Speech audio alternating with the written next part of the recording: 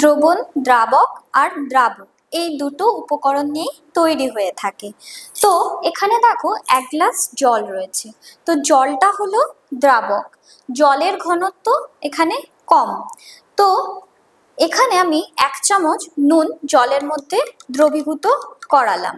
তো এক্ষেত্রে নুনটা কি হলো, দ্রাব্য হলো। তো দেখা যাচ্ছে জলের মধ্যে নুনটা গুলিয়ে গেল। তো আর একটা পরীক্ষা দেখো, একই রকম 1 গ্লাস জল নেওয়া হয়েছে, জল এখানে দ্রাবক, এখানে আমি জলের মধ্যে 1 ড্রপ নীল কালি ফেললাম। তো জলের ঘনত্ব একই রকম ভাবে কি না কম এবং কালির ঘনত্ব বেশি। তো এক্ষেত্রেও দেখা যাচ্ছে জলের মধ্যে ধীরে ধীরে কালিটা কি হচ্ছে, দ্রবীভূত হয়ে গিয়ে পুরো জলটাকে নীল করে দিল।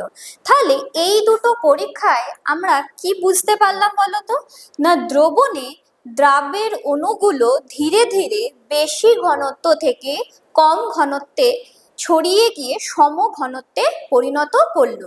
তাহলে যে প্রক্রিয়ার মাধ্যমে এটি সম্ভব হয় সেটি হলো ব্যাপন।